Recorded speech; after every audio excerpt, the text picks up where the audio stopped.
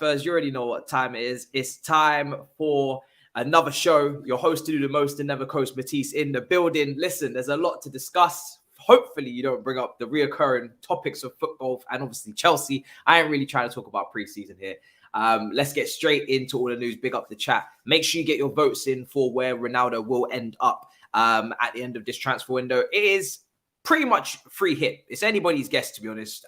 We're leading with the story of Atletico Madrid, who have stepped up their interest for the Portuguese 37-year-old striker. Of course, like I said, he's aiming for Champions League football. So he's pretty much open to anyone that's got Champions League football. His desires are quite low in terms of that is all he's looking for, it seems, to the point where he's willing to join a massive rival in Real Madrid in Atletico. I don't know how that would go down, but let's talk about it.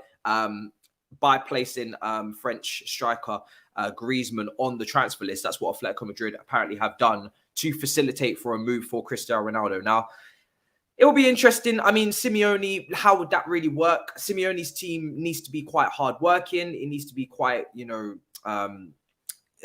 just in your face, constantly pressing, aggressive. But then again, they do sit in a low block quite a lot of the time in the Champions League games. In La Liga, of course, that's where they dominate more of the ball. You wouldn't expect them to be sitting on the edge of their penalty area. How does Ronaldo really work into that? I'm not really too sure. They do like to go for aging strikers. Of course, they've had Suarez. They've had, obviously, Griezmann, who's kind of flopped on his Barcelona transfer, and they just decided to take him back.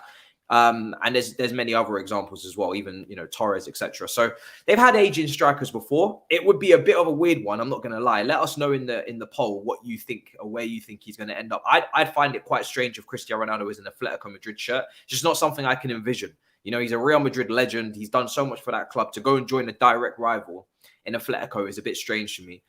It doesn't. If you're looking at a career path for Ronaldo, what makes the most sense after Man United would probably be Sporting Lisbon.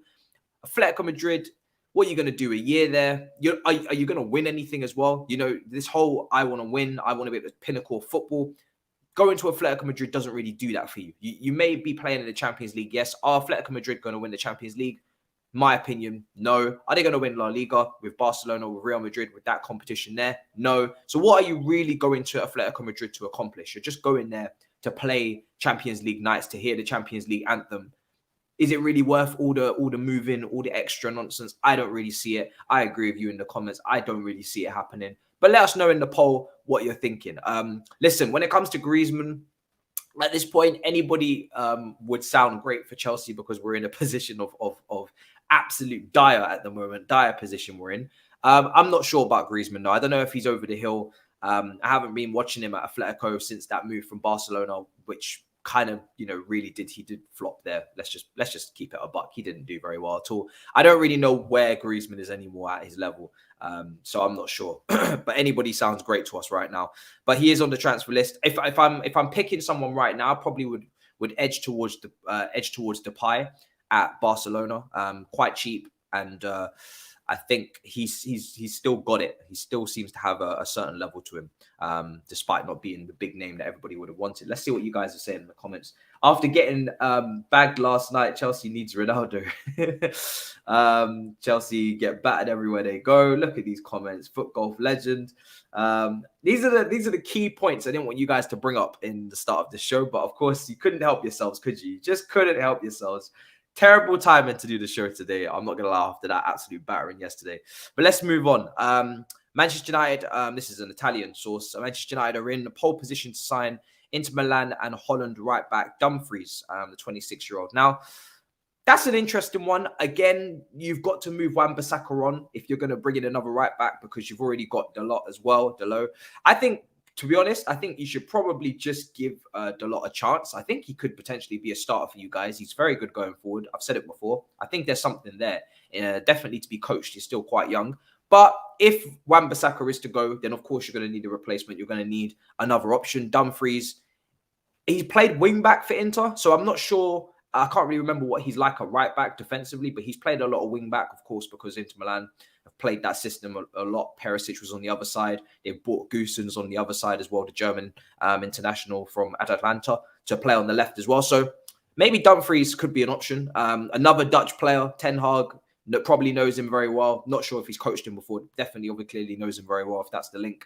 It's an easy link to make. Right now, Man United are linked with any Dutch player or any player that's been involved in the Ajax setup or has been coached by Ten Hag before. Just literally any player in those little quarters there are getting linked. So that's the case right now. I don't know how strong this link really is because I don't know if Manchester United are prioritizing a right back next. You could maybe say DM. It depends where Martinez is going to play. Is he going to play a centre back? Is he going to play DM? Whichever position he doesn't play, that's the position I would say you need to look at, whether it be centre back or DM. So I would be surprised if right back is top priority, but maybe it is. I don't know. What is happening with Wan-Bissaka as well? I haven't seen any links. People were talking about Crystal Palace. Maybe he would go back there on a loan deal. Haven't seen anything in regards to that. So yeah. It's a strange situation. Let's see the comments. You guys are still talking about that. Listen, that game yesterday meant nothing, man. God, it's just a friendly, guys. Don't worry about it, sweetheart. I'm not involved, man. Thank God Robbie's not here today because I know he would have grilled me on this one. So it's just good. It's good that he's busy. Do you know what I mean? Because I can't take no Arsenal fans in close proximity to me right now. I need time to cool off. You know, it's not nice when you stay up late to watch something so tragic. You don't get your 8 hours and you get traumatized all at the same time. I've got nightmares for a whole new reason. It's crazy. So, yeah, it's peak. Barcelona president Laporta as well. Frankie de Jong, this is quotes from him. Frankie de Jong is our player. We really like him. We've received some offers for Frankie, but we didn't accept as of now as we want to talk with him and know exactly what he wants. That basically means we want time to try and persuade the player to bring his wage down. This is a player that's very talented, very much suits the Barcelona, I guess, way of playing. Definitely not a player that they should be looking to get rid of if they can afford him. But of course they can't, which is the issue. So they need to drop his wages. They need him to drop his demands or to bring that wage down on a new contract, maybe. I don't know if he's going to do that. Listen, they owe him a lot of money. I know if somebody owed me £17 million, I wouldn't be in a hurry to move anywhere or to drop that case and say, hey, let bygones be bygones. I know you owe me £17 million, or euros. I'm just going to just let it go. You know, I'm going to be the bigger man. No, I'm not. I'm probably going to want my money. So I don't know. We'll see how Frankie de Jong copes with this situation. For me, he's got to stick it out and hold them by the head. Do you know what I mean? And just be like, listen, I'm not going anywhere until I get paid. So either you find the money, because they do have the money. Let's make it very clear. It's very difficult for Frankie de Jong to sit there and not believe that Barcelona have the money to pay him when they are making signings, when they are going after Jules Kounde next, when they're making 45 million bids potentially for Jules Kounde, paying Lewandowski his wages, etc. If they were really, really broke and they couldn't afford to buy anyone, they were in a transfer ban, maybe, you know, they were literally negotiating with all of their players and saying, oh, you know, we all need you to take wage cuts, please, we're on our last legs, we're about to be liquidated. Then maybe Frankie de Jong could say, instead of the 17 million, how about 10? Do you know what I mean? maybe. But when you're bringing in new players, signing them up on new contracts, ain't nobody buying this that you ain't got the money to pay. You just don't want to pay him because it's not really, you know, it's not really anything that's going to improve your team. It's not anything that's going to take you to the next level. All you're really doing is paying your debts. And everybody would rather buy a new car, buy a new Ferrari than pay their debts. That's just the way life is. So yeah, it's quite interesting to see. We're going to be talking about Kane for sure. But yeah, Barcelona continue to cause problems.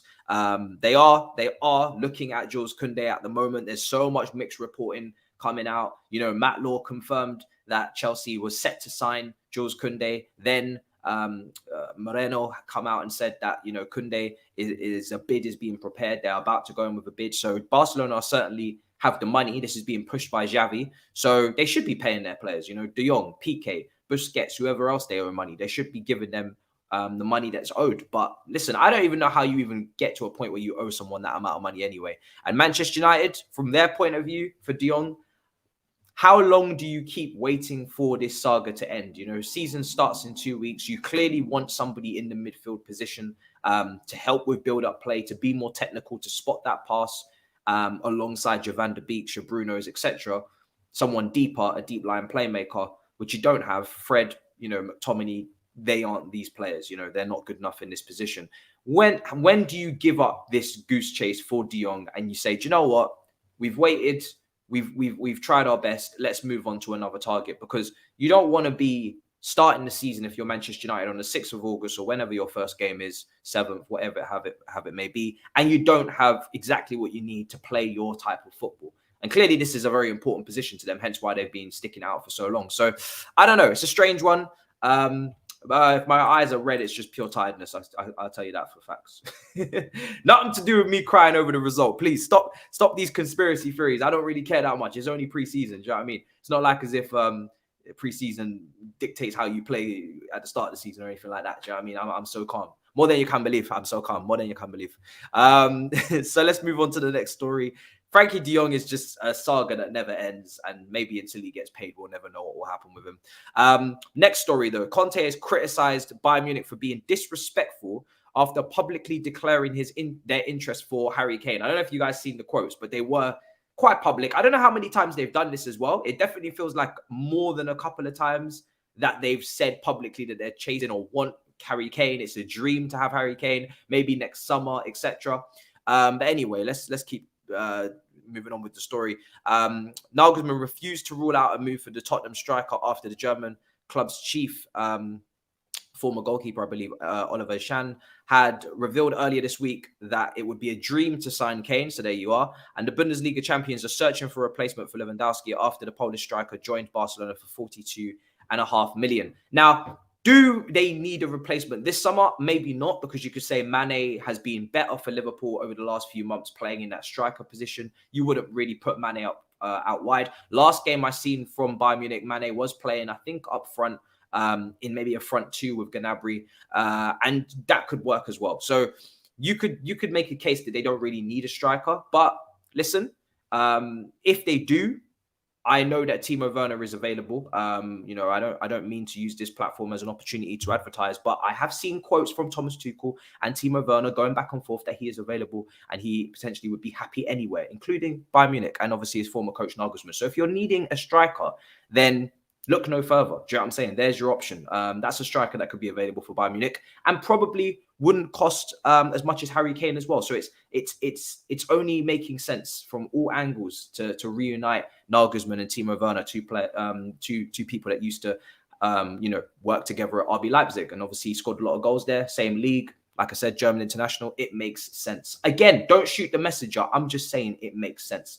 If Harry Kane, though, let's go back to it. If Harry Kane was to go to Bayern Munich, wow. I mean, that would be incredible, right? It really would be. We don't really see too many English players going abroad. It's starting to happen more often now, which I'm liking. Especially the younger players are starting to really test themselves in Germany and Italy. They're making that jump. They're saying, listen, if we can't get in at the top clubs, in the top 6 clubs, and we're not getting our opportunities, we're going to go abroad, like a Sancho, like a Tomori, like an Abraham, etc., etc. Harry Kane, obviously, way at the other end of his career now, still needs to pick up some trophies. I know Tottenham lifted that little cup. I don't know what that was, that little teapot. I don't know what that was that you were holding there in the celebrations, Hugo Lloris. But that is not a trophy. We always told you with the Audi Cup, that's not a trophy. That doesn't go down on Wikipedia. We will not count it. We will not count it on Wikipedia. We will not add it to the list. So they need trophies. He needs trophies. I think if he doesn't win anything this season, his contract will be just that 1 year further. Then I think he might start pushing. Even though Conte's there's a lot of ambition. They've made their signings. How highly you rate their windows really dependent on your own spectrum for how highly you rate the likes of Basuma, Perisic, etc. Do you think they're going to change the world for them, etc.? But they've definitely shown that they're serious. They want to make changes. He still needs trophies at the end of the day. If you don't win any trophies in your career, as great as a striker he is, he's going to go down as one of the best Premier League strikers, in my opinion, chasing the records that he's chasing with the quality that we're seeing from a playmaking standpoint, from a goal scoring standpoint. However, no trophies to your name. That is sad. That is extremely sad and depressing. You need to add some trophies to your cabinet. He tried to move to Manchester City last summer, didn't get the move. Bayern Munich would be literally a guarantee of trophies. You don't get more of a guarantee than Bayern Munich. You go to Bayern Munich in Germany, you're picking up that title every year. You may even be in the hat for the Champions League if they iron out all their issues. You're picking up a German Cup probably as well. You're adding to the cabinet. So the only thing, and let's have a caveat, despite how much we all want to jump on this Tottenham saga, he does want that Premier League goal scoring record from Shearer. So that may tempt him to stay in the Premier League a bit longer than it would do normally if he was to just think about trophies and chasing the glory, like I said. So maybe he will stay in the Premier League. I mean, there isn't really any option. I don't think a Liverpool would go in for him. I don't think they would really go for a deal like that, the size of that. They've obviously just signed Darwin Núñez, so that kind of rules that out for the foreseeable future. Manchester City just signed Erling Haaland. Chelsea and Tottenham would never do business. Arsenal and Tottenham would never do business. So who does that leave left? Manchester United. Now, if Manchester United did progress this season under Ten Hag, get the Champions League football, Ronaldo moves on at 38 years old, or he moves on this summer, Harry Kane to Manchester United has always been something that has been bubbling under the surface, that you kind of would expect them to go for that type of player, but it never really happened. It would be like the modern day Van Persie for Manchester United. Then maybe that's a move that could make sense. I mean, I think Harry Kane under Ten Hag would be ridiculous. Absolutely ridiculous. Unbelievable signing. You know, that's everything you need from a striker in a Ten Hag system. So don't rule it out, you know. But if you're talking about how much would he cost, I think I've seen that in the comments. I think they still value Harry Kane at no less than 100 million, and it wouldn't make sense to value him any less than that. Minimum 100 million. Maybe to Bayern Munich, they get him a bit cheaper because they're not a direct rival in the Premier League. But I think Tottenham will be looking for a minimum of 100 million. I'm not sure how much is left in terms of his contract when his contract expires, but they're definitely going to be looking for a minimum of 100 million for Harry Kane, and you don't blame them because he is one of the best strikers. If he can stay consistently fit as well, then fantastic. You're saying he has 1 year left on his contract next summer. Is that true? That is outrageous if that's the case. Really? Let's take a look at that real quick. Kane, one year left on his contract. Wow. And next summer, you're saying? So his contract expires in 2024. Wow. You know, I thought for some reason it would just be like a 2025 thing. That's outrageous. 2024. Well, maybe not quite 100 million then, but not going to lie, you've still seen 100 million deals done before for people with 1 year left on their contract. Mbappe, Eden Hazard to Real Madrid. So I still wouldn't rule out the 100 million mark, but 1 year left on your contract. Best believe Harry Kane is going to be taking his good, sweet time on whether he signs a new contract or not. Because it will all depend on what Tottenham, I think, do this season. So, wow, that's going to be an interesting one to follow next summer. Expect a lot to happen there. Let's go to Carlo Ancelotti. Our Real Madrid team for this season is completed, he says. We are better than last season. I'm happy. You have to ask Ceballos and Asensio if it's better for them to leave, and ask the club if they will be offered a new contract. Okay, so clearly he's saying he's not involved in their futures and their discussions. I would say you'd assume it's better for Ceballos definitely to leave when you've got Valverde, you know, Tchouaméni, Toni Kroos, Modric, Camavinga, Casemiro. You know, that's 6 players I think I've tallied up there that are way ahead of him in terms of levels, ability-wise. So, yeah, you would assume for him it makes sense for him to leave and try and get some game time. You know, the last time I seen him playing consistently, I think it was at Arsenal. I don't know if he was even playing consistently at Arsenal. And as for Asensio, very talented player, broke onto the scene looking really, really, you know, exciting, but, you know, injuries, etc., has hampered him. And again, the same questions posed to him. Look how many players are ahead of you in the running order. Is it really worth staying? But let's talk about it, because there was El Clasico last night. I didn't get to watch it because, you know, if I had really watched that, you know, how many bags under my eyes would you have seen on this show right now? Probably quite a few, you know, many bags. So I decided to sit that one out and go to bed after that Arsenal-Chelsea game. But I did see Rafinha's goal. Wow, what a strike from Rafinha. It was incredible. Right into the top corner. It was beautiful, I must say. And very feisty as well. I mean, El Clasico is never technically a friendly. But yeah, I saw some little scraps between Rudiger and others, as I'd expect. Being a Chelsea fan, I know exactly what Rudiger's like. So yeah, it was looking like a good game. But how much that Real Madrid Barca friendly finished, anyone? Yeah, I'm not even sure what the score was in that game. I just know that Rafinha scored a great goal, a really, really good goal. Just trying to avoid all the Chelsea comments. Let me see if I can find any other comment that doesn't relate to Chelsea. I should really have not put this top in the background. I should maybe have taken that, moved that, dashed that. Just move that to the side today. Yeah, because I'm not really trying to see these comments. I really should have done better there. I should have put something else up there. Maybe I don't know. Any top I have, any random top, any random kit. Should have just stuck it up there just to be a bit more press resistant from myself. It would have been a lot more press resistant of me if I had done that. Right now I'm getting suffocated by the chat, and I've turned over the ball about 3 times today. Look at this. Oh, it was a wonderful goal. It really was a wonderful goal. It was a wonderful, wonderful goal. When's the foot golf video coming out? I don't know. Now, rumors have it that maybe I hacked into the servers and, deleted the footage. Maybe I've done some things. Hey, again, I'm not here to own up to anything. I'm just here to say that potentially, I have infiltrated. Can I have any more slander against my name? Can I really take that final episode going out? I'm not too sure, but yeah, expect it to come out around 3 or 4 p.m. Keep an eye on the channel, I guess. Have notifications on, I guess. Why am I telling you to see my demise? I don't know, but yeah. I'm not posting a review, okay, of that game. I really don't have much to say. Let's look at this super chat. Big up Matisse. Where do you think Chelsea will finish next season? Again, I'm going to keep saying this until the transfer window is over. I can't tell you. But if you're asking me right now, with the current squad, the best I can hope for is 4th. And that is being very generous with what I just watched yesterday. Maybe even 5th, to be honest, because Manchester United are playing very good football under Ten Hag. Gabriel Jesus and Arsenal are looking very good. He's Gabriel Jesus. Let me just say it right now. It looks like it's going to be a great signing. I wanted him at Chelsea. I make no mistake about saying that publicly. I put loads of tweets out before he joined Arsenal. I wanted him at Chelsea, and you guys can see why. He's a very, very good player. And you talk about not getting enough goals. You talk about will he be able to step up? He's never had the opportunity to be a main man. Yes, he might miss some chances. Yes, he might not convert as many as an Aguero. Manchester City have very high standards. I keep saying it. If you eat trash from a 5-star restaurant, it's better than just eating, the Mackie D's. Do you know what I mean? It's better to eat trash from Mayfair. So, guys, you're gonna have a good player there on your hands. He's very good. And listen, if he's not doing the business and not getting you the goals, the advantage that you have with a player like that is you could just move him out wide and then go and get a striker the following summer. It's not like as if it becomes a Lukaku, so to speak, where he only plays up front. If he doesn't do the business, you're absolutely screwed. If Gabriel Jesus doesn't get enough goals and you feel like you need another player, you can move him to the right.